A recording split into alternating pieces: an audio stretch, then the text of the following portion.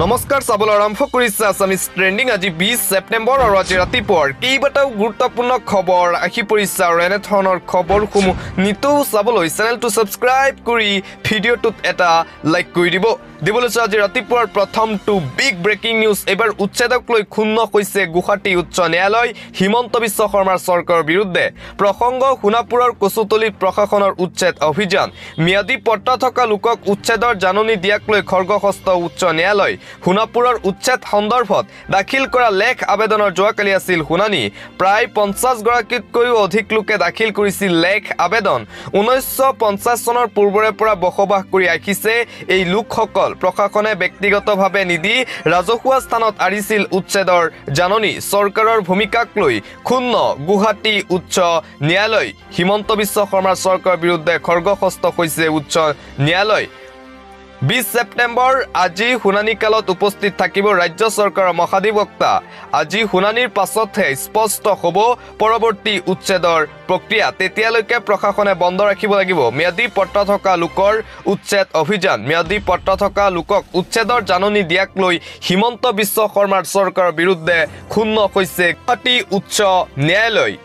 দিবলৈছো আন এটা breaking news Rahul Gandhi প্ৰধানমন্ত্ৰী হলে 24 ঘণ্টাত হিমন্ত বিশ্ব শৰ্মাৰ চৰকাৰৰ পতন হ'ব 24 ঘণ্টাত হিমন্ত চৰকাৰৰ শাসন অন্ত কৰাৰ হুংকাৰ ৰকিবুল হুছেইনৰ হিমন্ত চৰকাৰক ক্ষমতাৰ পৰা উঠাই দিয়াৰ দায়িত্ব ল'ব ৰকিবুল হুছেইনে হিমন্ত চৰকাৰৰ পতন হলেহে শান্তিৰে থাকিব পাৰিব জনতা ৰাইজৰ মাজত বিভ্ৰান্তিৰ সৃষ্টি কৰি শাসনত আছে হিমন্ত চৰকাৰ পৰৱৰ্তী নিৰ্বাচন পৰ্যন্ত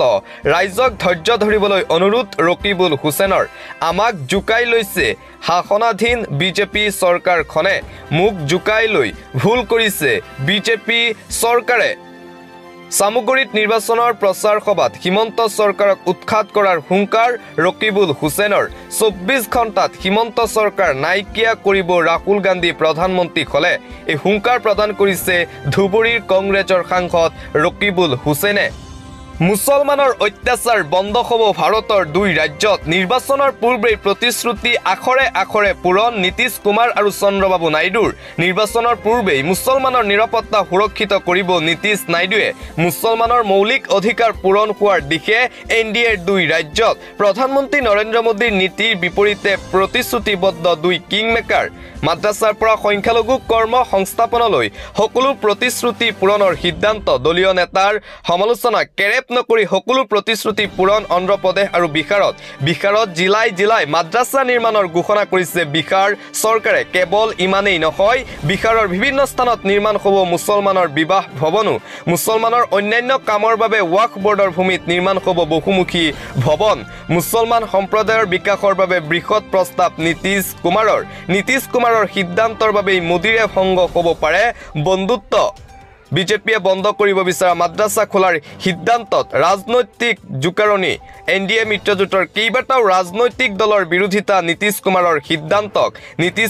সিদ্ধান্তক পুনৰ বিবেচনা কৰাৰ আহ্বান যোগী আদিত্যনাথৰ বিজেপিত থাকি মুছলমানৰ হৈ কাম কৰাক লৈ ক্ষুণ্ণ বিজেপি অধ্যুষিত মুখ্যমন্ত্ৰীসকল 21খন মাদ্ৰাছা আৰু 10টা প্ৰকল্প নিৰ্মাণৰ যোজা চলাইছে নীতিশ কুমাৰে 10টা বৃহৎ প্ৰকল্প নিৰ্মাণ কৰা হ'ব সুন্নী আৰু চিয়া ৱাকফ বৰ্ডৰ অধীনত পাটনা পুৰ্ণিয়া কাটিখাৰ কিষাণগঞ্জৰ লগতে বহু অঞ্চলত নিৰ্মাণ হ'ব বহুমুখী ভৱন আনহাতে চন্দ্ৰবাবু নাইডুৱেও গ'ল বিজেপি নীতিৰ বিৰুদ্ধে অন্ধ্ৰপ্ৰদেশত 4% মুছলমান সংৰক্ষণ নিশ্চিত কৰিলে চন্দ্ৰবাবু নাইডুৱে মুছলিম মহিলাৰ বাবে আনিলে দুলখন আঁচনি চন্দ্ৰবাবু নাইডুৱে মুছলমান মহিলাই বিয়াৰ বাবে নাইডুৰ পৰা পাব 1 লাখকৈ টকা মুছলমান ছাত্ৰ ছাত্ৰীক 15 লাখ ৰাজ সাহায্য দিব চন্দ্ৰবাবু নাইডুৱে উৰ্দু ভাষাক দ্বিতীয় চৰকাৰী ভাষা হিচাপে ঘোষণা চন্দ্ৰবাবু নাইডুৰ মুছলমান সংখ্যালঘুৰ কল্যাণ আৰু উন্নয়ন নিশ্চিত কৰিলে অন্ধ্ৰপ্ৰদেশত নাইডুৱে হায়দৰাবাদ আৰু বিজয়ৱাড়াত নিৰ্মাণ হ'ব হজ গৃহ মুছলমানৰ হজ যাত্ৰীসকলে লাভ কৰিব চন্দ্ৰবাবু নাইডুৰ আৰ্থিক সাহায্য চন্দ্ৰবাবুৱে ক'লে টিডিপিয়ে সংখ্যালঘুৰ কল্যাণ নিশ্চিত কৰিবই অন্ধ্ৰপ্ৰদেশত নিৰ্মাণ হ'ব উৰ্দু বিশ্ববিদ্যালয় ঘোষণা নাইডুৰ মোদীৰ বাজেটত লাভ কৰা বৃহৎ পুঁজি সংখ্যালঘু কল্যাণক দিলে চন্দ্ৰবাবু নাইডুৱে নিৰ্বাচনৰ পূৰ্বে মুছলমানক দিয়া প্ৰতিশ্ৰুতি আখৰে আখৰে পালন দুই কিংমেকাৰ চন্দ্ৰবাবু নাইডু আৰু নীতিশ কুমাৰৰ আন এটা ব্ৰেকিং নিউজ বিজেপিৰ সভাপতি ভৱেশ কলিতাই এইষাৰ আকৌ কি ক'লে মুকলিকৈয়ে গণতন্ত্ৰক ভেঙুচালি বিজেপি নেতাৰ বিজেপিৰ সভাপতি ভৱেশ কলিতাৰ এটা মন্তব্যৰ পিছতেই এতিয়া অসমৰ ৰাজনীতিত সৃষ্টি হৈছে বিতৰ্কৰ সূত্ৰপাত যোৱাকালি কৰিছিল এই বিতৰ্কিত মন্তব্য মিছড কল দিয়ক লাভ কৰক অৰুণোদয় আঁচনি ভৱেশ কলিতাই কৰিছিল এই মন্তব্য বিজেপিৰ সদস্য ভৰ্তিৰ প্ৰমাণপত্ৰ থাকিলেহে পাব 1250 টকা চৰকাৰৰ পৰা ভৱেশ কলিতাৰ এই বিতৰ্কিত মন্তব্য অৰুণোদয়ৰ বাবে বাধ্যতামূলক কৰিব বিজেপিৰ সদস্য ভৰ্তিৰ প্ৰমাণপত্ৰ ভৱেশ কলিতাই যোৱাকালি অৰুণোদয় 3.0 মুকলি কৰা অনুষ্ঠানত বিতৰ্কিত মন্তব্য কৰি কৈছিল যে বিজেপিৰ সদস্য নকলে নাপাব অৰুণোদয় আঁচনি বিজেপিৰ সদস্য হলেহে অৰুণোদয় আঁচনি পাব লোকসকলে মুকলি মঞ্চত প্ৰলোভন ভয়ৰ ৰাজনীতি বিজেপিৰ সভাপতি ভৱেশ কলিতাৰ এই বিতৰ্কিত মন্তব্যৰ পিছতে এতিয়া জাঙুৰ খাই উঠিছে অসমৰ বিৰোধী দলসমূহ সংখ্যালঘুক পুলিচৰ ভয় বন্দুকৰ ভয় দেখুৱাই লাভ নাই পুনৰ মুখ্যমন্ত্ৰী হিমন্ত বিশ্ব শৰ্মাক চেলেঞ্জ আমচুৰ সভাপতি ৰেজাউল কৰিম চৰকাৰৰ মুখ্যমন্ত্ৰী হিমন্ত বিশ্ব শৰ্মাক পুনৰ অপেন চেলেঞ্জ আমচুৰ ৰাজ্যজুৰি আন্দোলনৰ হুংকাৰ আমচুৰ লাখ লাখ মুছলমানে কৰিব আন্দোলন উচ্চতম ন্যায়ালয়ৰ ন্যায়াধীশক আমচুৱে দিয়া পত্ৰক লৈ মুখ্যমন্ত্ৰীয়ে প্ৰদান কৰিছিল প্ৰতিক্ৰিয়া অসমত সংখ্যালঘু নিৰাপদ বুলি কৈছিল মুখ্যমন্ত্ৰী হিমন্ত বিশ্ব শৰ্মাই অসমত সংখ্যালঘু নিৰাপদ নকয় বুলি পুনৰ ক'লে আমচুৱে সংখ্যালঘু নিৰাপদ নকয় বাবে পত্ৰ দিছো মুখ্য ন্যায়াধীশ DY চন্দ্ৰচূড়ক পুলিচ লাঠিৰ ভয় বন্দুকৰ ভয় দেখুৱাই লাভ নাই হিমন্ত বিশ্ব শৰ্মাই ভাৰতবৰ্ষৰ প্ৰতিখন ৰাজ্যক জনাব অসমৰ সংখ্যালঘুক কৰা অত্যাচাৰৰ কথা সংখ্যালঘুৰ তেজক লৈ খেলা কৰিছে মুখ্যমন্ত্ৰী হিমন্ত বিশ্ব শৰ্মায়ে মুখ্যমন্ত্ৰীৰ বাবে সংখ্যালঘু ভয়ত কম্পমান হৈছে ৰাজ্যত মুখ্যমন্ত্ৰীয়ে যধে মধে চলাইছে সংখ্যালঘুৰ ওপৰত উচ্ছেদ অভিযান সংখ্যালঘুৱে ন্যায় নাপালে ৰাজপথত ওলাই অহাৰ হুংকাৰ আমচুৰ মুখ্যমন্ত্ৰীক পুনৰ অপেন চেলেঞ্জ আমচুৰ সভাপতি ৰেজাউল কৰিম চৰকাৰৰ কংগ্ৰেছৰ যুৱৰাজ তথা বিৰোধী দলৰ দলপতি ৰাহুল গান্ধীক লৈ পুনৰ বিতৰ্কিত মন্তব্য গৃহমন্ত্ৰী অমিত শ্বাহৰ শত্ৰুৰাষ্ট্ৰ পাকিস্তানৰ আদৰ্শৰে অনুপ্ৰাণিত কংগ্ৰেছ দল আৰু বিৰোধী দলৰ দলপতি ৰাহুল গান্ধী সামাজিক মাধ্যমত কেন্দ্ৰীয় গৃহমন্ত্ৰী অমিত শ্বাহৰ বিস্ফোৰণ ৰাহুল গান্ধীক লৈ পুনৰ মহা বিস্ফোৰণ কেন্দ্ৰীয় গৃহমন্ত্ৰী অমিত শ্বাহৰ শত্ৰুৰাষ্ট্ৰৰ পাকিস্তানৰ আদৰ্শৰে অনুপ্ৰাণিত কংগ্ৰেছ দল আৰু বিৰোধী দলৰ দলপতি ৰাহুল গান্ধী সামাজিক মাধ্যমত কেন্দ্ৰীয় গৃহমন্ত্ৰী অমিত শ্বাহৰ এই বিস্ফোৰণৰ পিছতেই বিৰোধী দলসমূহে এতিয়া অমিত শ্বাহক লৈ ক্ষুণ্ণ হোৱা পৰিলক্ষিত হৈছে পুনৰ ৰাহুল গান্ধীক লৈ এই বিস্ফোৰক মন্তব্য গৃহমন্ত্ৰী অমিত শ্বাহৰ পৰৱৰ্তী খবৰ মিয়া গেদা বুলি তুচ্ছ তাচ্ছল্য নকৰিব সোণাপুৰৰ উচ্ছেদক লৈ চৰকাৰক হুংকাৰ সংখ্যালঘু সংগঠনৰ কংগ্ৰেছ AIUDFকো উভতি ধৰিলে মুছলিম জাতীয় পৰিষদে মুছলমানৰ ওপৰত অত্যাচাৰ কৰাসকলক এদিন আল্লাই বিচাৰ কৰিব মিয়া গেদা বুলি অপমান কৰাসকলে আল্লাহৰ কাঠগড়াত থিয় হ'ব লাগিব উচ্ছেদৰ নামত কেৱল সংখ্যালঘুক টাৰ্গেট কৰিছে হিমন্ত বিশ্ব শৰ্মাৰ চৰকাৰে কংগ্ৰেছ AIUDFে ভোট বেংকৰ বাবে সংখ্যালঘুক ব্যৱহাৰ কৰে ঘৰিয়ালৰ সকলো টুকি উচ্ছেদৰ কাষত থিয় হ'ল AIUDFৰ বিধায়ক AIUDFৰ বিধায়কক খেদা দিয়া দল সংগঠনক ধন্যবাদ মুছলিম জাতীয় পৰিষদৰ শৃংখল চলিহাকো ধন্যবাদ দিলে সংখ্যালঘু সংগঠনটোৱে শৃংখল চলিহাই মুছলমানক টাৰ্গেট কৰা নাই অবৈধ বাংলাদেশী বিৰোধীহে শৃংখল চলিহা প্ৰকৃত মুছলিম বিৰোধী ৰাজনৈতিক দল গাদীত থকা সকলহে সোণাপুৰৰ উচ্ছেদক লৈ চৰকাৰক হুংকাৰ সংখ্যালঘু সংগঠনৰ পৰৱৰ্তী খবৰ মূল বিষয়ৰ পৰা জনতাৰ দৃষ্টি আঁতৰাবলৈকে এক দেশ এক নিৰ্বাচন আনিছে বিজেপি চৰকাৰে দেশত এক নায়কত্ববাদ প্ৰতিষ্ঠাৰ বাবেহে এক দেশ এক নিৰ্বাচন বিজেপিৰ চৰকাৰে এক দেশ এক নিৰ্বাচন অনাক লৈ এতিয়া ক্ষুণ্ণ বিৰোধী জম্মু কাশ্মীৰ হাৰিয়ানা ঝাৰখণ্ড আৰু মহাৰাষ্ট্ৰ বিধানসভা নিৰ্বাচনত বিজেপি পৰাস্ত হ'ব বাবেই এক দেশ এক নিৰ্বাচন আনিছে কেবিনেটে এক দেশ এক নিৰ্বাচনৰ প্ৰসংগত সমালোচনাত সৰব বিৰোধী দলসমূহ প্ৰধানমন্ত্ৰী নৰেন্দ্ৰ মোদীৰ এতিয়া বেয়া দিন চলিছে বিজেপি যতেই গৈছে ততেই মুখ ঠেকেচা খাইছে কেইবাটাও ৰাজ্য হেৰুৱাব বিজেপিয়ে 5খনকৈ ৰাজ্যত পৰাস্ত হ'ব বিজেপি সেইবাবে সেই পৰাস্তৰ বাবেই মূল বিষয়ৰ আতৰাই এক দেশ এক নিৰ্বাচন আনিছে বিজেপি চৰকাৰে এই অভিযোগ কৰিছে এতিয়া বিৰোধী দল কংগ্ৰেছে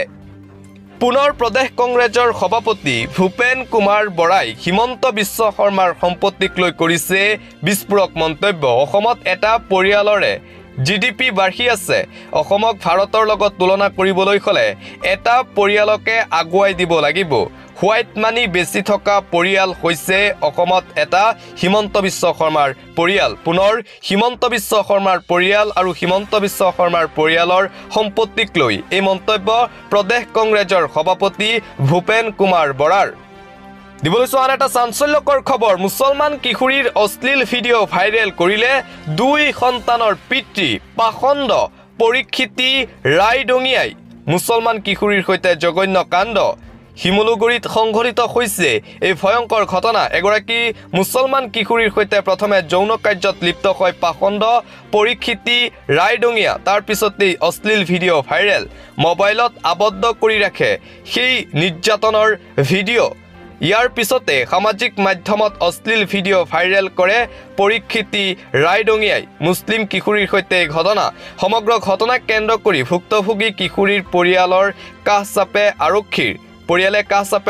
আৰক্ষী বিষয়া বিনোদ বৰাৰ নেতৃত্বত শিমলুগুৰিৰ আৰক্ষীয়ে তৎপৰতাৰে গ্ৰেপ্তাৰ কৰে পৰীক্ষিতী ৰায়ডঙিয়াক। আৰক্ষীয়ে ইতিমধ্যে গ্ৰেপ্তাৰ কৰিছে পাখণ্ডক। নাজিৰা নগৰৰ 3 নং ৱাৰ্ডৰ দেওঠাই পথ নিবাসী পাখণ্ড পৰীক্ষিতী ৰায়ডঙিয়া ONGCিত কৰ্মচাৰী। বিবাহিত পৰীক্ষিতী ৰায়ডঙিয়া দুটাকৈ সন্তানৰ পিতৃ। পৰীক্ষিতী ৰায়ডঙিয়াৰ বিলাসী স্কৰ্পিঅ' বাহনখনো জব্দ কৰিছে আৰক্ষীয়ে। মুছলিম কিশোৰীৰ সৈতে এই জঘন্য কাণ্ড সংঘটিত কৰিছিল পাখণ্ডটোৱে। পৰৱৰ্তী খবৰ, নৰেন্দ্ৰ মোদীৰ বাবে দেশতকৈ আগত আদানীৰ স্থান। মোদী আদানীৰ সম্পৰ্কই লাজত পেলাইছে ভাৰতীয়ক। গৌতম আদানীৰ স্বাৰ্থ পূৰাবলৈ বিদেশলৈ যায় প্ৰধানমন্ত্ৰী নৰেন্দ্ৰ মোদী। প্ৰধানমন্ত্ৰী মোদীৰ প্ৰভাৱৰ বাবেই বিদেশত কাম পায় আদানী গ্ৰুপে। বিপৰীতে বিদেশত প্ৰশ্নচিহ্নৰ মাজত আদানী গ্ৰুপৰ কাম কাজ। পুনৰ মোদী আৰু আদানী প্ৰসংগক লৈ সৰব হৈছে বিৰোধী ইণ্ডিয়া এলায়েন্স। বিৰোধী দলসমূহে পুনৰ মোদী আৰু আদানীৰ সম্পৰ্ক ফাদিল কৰিছে। প্ৰধানমন্ত্ৰী নৰেন্দ্ৰ মোদী নিজৰ দেশতকৈ আদানীক আগত বুলি ভাবে। ভাৰততকৈ আদানীৰ স্থান প্ৰথম প্ৰধানমন্ত্ৰী নৰেন্দ্ৰ মোদীৰ ওচৰত। এই অভিযোগ বিৰোধী দলসমূহৰ। প্ৰধানমন্ত্ৰী নৰেন্দ্ৰ মোদী বিদেশ ভ্ৰমণ কৰে কেৱল আদানীৰ বাবে। আদানীয়ে যাতে বিদেশত কাম পায়, আদানী গ্ৰুপে যাতে বিদেশত কিবা কাম পায় তাৰ বাবে বিদেশ ভ্ৰমণ কৰে প্ৰধানমন্ত্ৰী নৰেন্দ্ৰ মোদীয়ে। পুনৰ প্ৰধানমন্ত্ৰী নৰেন্দ্ৰ মোদী আৰু আদানীক লৈ এই অভিযোগ বিৰোধী ইণ্ডিয়া এলায়েন্সৰ। অন্য এটা খবৰ, প্ৰথম এক ৰাষ্ট্ৰ এক নিৰ্বাচন। ইয়াৰ পিছত এক ৰাষ্ট্ৰ এক দেশ এক দল, তাৰ পিছত এক ৰাষ্ট্ৰ এক নেতা। এই সূত্ৰেৰেই আৰম্ভণি কৰিব বিজেপিয়ে। এই মন্তব্য কিন্তু আমাৰ নহয়। এই বিস্ফোৰক মন্তব্য আগবঢ়াইছে বিৰোধীৰ এগৰাকী জ্যেষ্ঠ নেতাই। বিজেপিৰ যি এক দেশ এক নিৰ্বাচন গৃহীত কৰিব বিচাৰিছে তাক লৈ এতিয়া ক্ষুণ্ণ হৈছে বিৰোধী। প্ৰথমে এক দেশ এক নিৰ্বাচন, তাৰ পিছত এক দেশ এক নেতা। এই সূত্ৰেৰেই আগবাঢ়িব বিজেপিয়ে। এই অভিযোগ কৰিছে বিৰোধীৰ জ্যেষ্ঠ নেতা তেজস্বী যাদৱে।